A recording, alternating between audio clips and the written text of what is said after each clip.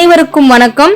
நல்லம்பாக்கத்தில் அமைந்துள்ள திருநல்லமங்கை ஈஸ்வரி சமேத சொர்ணலிங்கேஸ்வரர் ஆலயத்துல இப்போ முருகப்பெருமானையும் வள்ளி தெய்வானையோட பிரதிஷ்டை செய்யறதுக்கான வேலைகள் எல்லாம் நடந்துகிட்டு இருக்குங்க. சிலை வாங்குவதற்காக உங்களால முடிந்த தொகையை நீங்க கொடுத்து உதவினீங்கன்னா ரொம்ப பெரிய ஒரு கைங்கரியமா இருக்கும். பக்தி ஒளி நேயர்களுக்கு காலபைரவர் ஆஸ்ட்ரோ சென்டர் மூலியமாக நான் உங்கள் ஆஸ்ட்ரோ கவிதா பேசுகிறேன். வணக்கம். நம்ம இப்ப என்ன பார்க்க போறோம்னா, எதெல்லாம் செய்யறதுனால எனக்கு கிடைக்க வேண்டிய நல்ல விஷயத்த நானே தடை போட்டுக்கிறேன். சரிங்களா? எனக்கே தெரியாம நான் தான் அதுக்கு காரணமா இருக்கேன், அதை கொஞ்சம் நான் திருத்திக்கிட்டேன்னா எனக்கு இதெல்லாம் டக்கு டக்குன்னு நடக்கும்ல அப்படிங்கிறதுக்கு வீட்டுல எதெல்லாம் பேசக்கூடாது, என்ன மாதிரியான செயல்களை செய்யக்கூடாது அப்படிங்கறத நம்ம இப்ப பார்க்க போறோம். ஃபர்ஸ்ட் விஷயம் இப்ப ஆள்றது என்னன்னு கேட்டா, டிவியை போட்டு விட்டு சாப்பாடை சாப்பிட்றது. ஓகே, அதுவே ஃபர்ஸ்ட் நம்ம அன்னத்துக்கு மரியாதை அளிக்கவில்லை. அந்த காலத்துல எல்லாம் தரையில குடும்பத்தோட உட்காந்து சாப்பிட்டுட்டு தட்டை தூக்கி கழுவுறதுல போட்டுட்டு போயிடுவாங்க.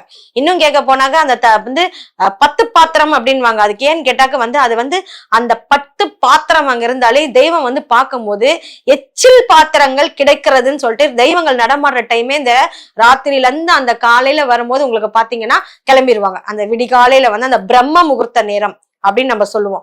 அவங்க பூமியை விட்டு மேல போயிடுவாங்க.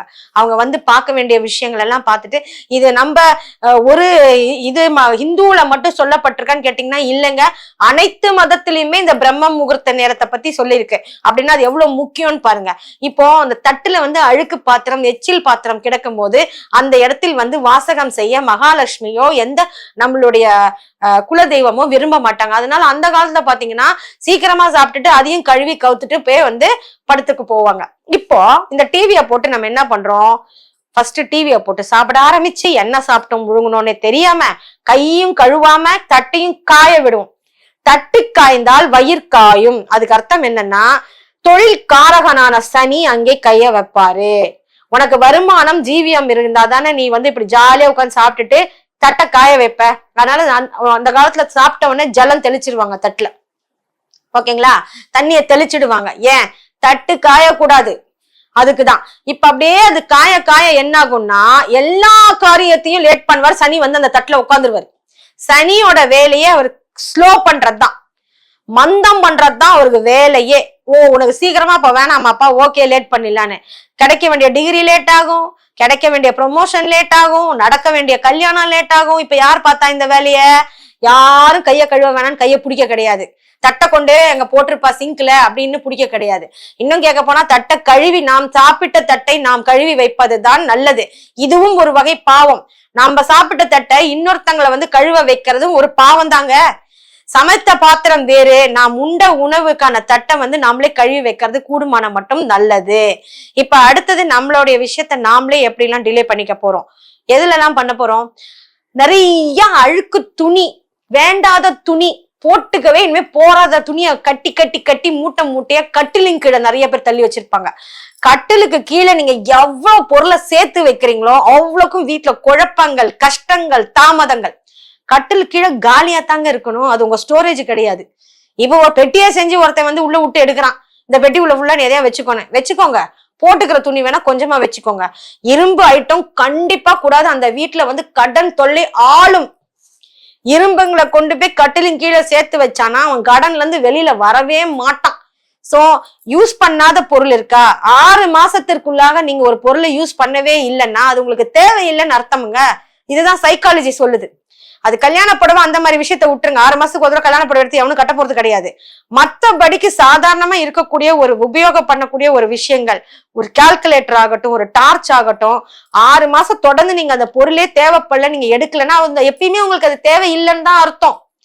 நிறைய பேருக்கு இந்த பழைய துணி வீட்டுல வச்சுக்கிறது அவ்வளவு பிடிக்கும். அது எதுக்கு பிடிக்கும்னு எனக்கு தெரியாது. அதை விட ஒரு பயங்கரமான தர்திரத்தை கொண்டு வரக்கூடிய விஷயம் பயன்படுத்திய நைட்டி.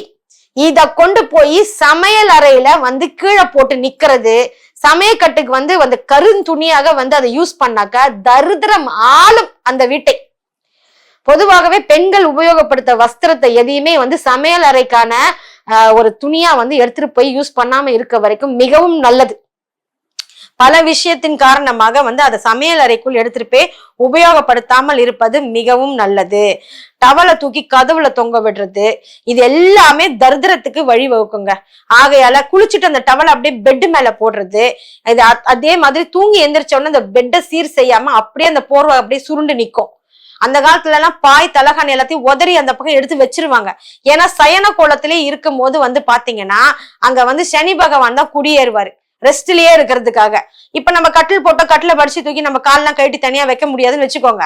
உதறி குறைந்தபட்சம் வந்து நீட்டா வந்து அந்த தலகாணி அந்த போர்வைகளை வந்து எரிஞ்ச உடனே நீங்க சீர் செஞ்சு வைக்க வர்றது உங்கள் வீட்டுக்கான காரியங்களை தடை இல்லாமல் பார்த்து கொள்ளலாம். கடைசியாக உச்சரிக்க கூடாத விஷயங்கள். சனியனே அப்படின்னு நிறைய பேர் டக்கு டக்குன்னு திட்டிடுவாங்க. அப்ப அவர் என்ன நினைப்பாரு, நம்மள இந்த வீட்டுல கூப்பிட்டுட்டே இருக்காங்க, அப்ப போவோம் அப்படின்னு வந்துருவாரு. நாங்க நிறைய பேருக்கு சொல்லியிருக்கோம், சனி பயிற்சின்னு உடனே ஒரு 6 பேரை போட்டுருவாங்க ராசியில நம்ம ஆளுங்க. அதுல அந்த ஒரு வீட்டுல ஒரு 4 பேர் இருக்காங்கன்னா இந்த 6க்குள்ள கண்டிப்பா எவனாவது 2 பேர் சிக்குவான். சரிங்களா? அது வர லக்ன ராசி இப்ப சேர்த்துக்கிறாங்க வேற. இப்ப என்னாச்சுன்னு கேட்டா உடனே இவங்க கிளம்பி போயிடுவாங்க. சனி பயிற்சிக்கு சனி பகவானை பார்க்க போறேன்னு கிளம்பி இங்க இருந்து வந்து திருநள்ளாறு ஓடி போயிருவாங்க. இப்ப என்னன்னு கேட்டா அவரு வந்து லிஸ்ட்ல உங்களை வச்சே இல்ல பிடிக்கிறதுக்கு. இப்ப நீங்களா போய் நின்ன உடனே அட இவனை நம்ம மறந்துட்டோம் போல இருக்கேப்பா, சரி லிஸ்ட்ல போடு இவனையும் தூக்கி, அப்படி இல்லைன்னா வந்திருக்க மாட்டானே அப்படின்ற மாதிரி. நவகிரக வழிபாடு வந்து பாத்தீங்கன்னா என்னமோ சுற்றுலா பயணம் மாதிரி ஒரு ட்ரிப்பு சுத்தலாம் இல்ல அப்படிங்கிற மாதிரி நவக்கோளுக்கும் போய் பாக்குறாங்க. ஐயா எனக்கு பிரச்சனை கிட்னில, ஹார்ட் டாக்டரை போய் எனக்கு ஓப்பன் ஹார்ட் சர்ஜரி பண்றீங்களான்னு கேட்டா அது எப்படி இருக்கும்? பிரச்சனை வந்து திங்களூருக்கு சந்திரனுக்கு போகணும்னு சொன்னாக்க நான் இங்க இருந்து நேரம் ஆலங்குடி குருவை போய் பார்க்கட்டுமா, நவகிரக வழிபாடு பண்ணட்டுமான்னு. சில கோயில்களை தரிசித்து விட்டு நேராக வீட்டுக்குத்தான் வர வேண்டும். அதை நாம் இன்னொரு பதிவில் நிச்சயமாக காணலாம். இப்போது சனியனேன்னு திட்டாதீங்க. நிறைய பேர் எல்லாத்துக்கும் ஐயோ ஐயோன்னு வாங்க. யாரும் இல்லைங்க, அவரோட ஒய்ஃப் தான் சேர்ந்து ஜோடியாவே வந்துருவாங்க. அப்புறம் நானும் வரேன் நீயும் வாமா என் பின்னாடியேன்னு சொல்லிட்டு. ஆகையால அபசகனமான வார்த்தைகளில் கூடுமான மட்டும் குழந்தைகளை கண்டிப்பாக வையாதீர்கள். அவங்களோட ஆக்டிவிட்டி ஸ்லோவாகும், அவங்க வளர்ச்சியும் ஸ்லோவாயிடுங்க.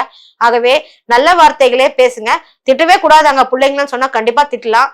பிரத்யேகமா ஏதாவது ஒரு வார்த்தையை தேடி தங்கமே இப்படி செய்யாதுன்னு சொல்லி கூட திட்டலாம்.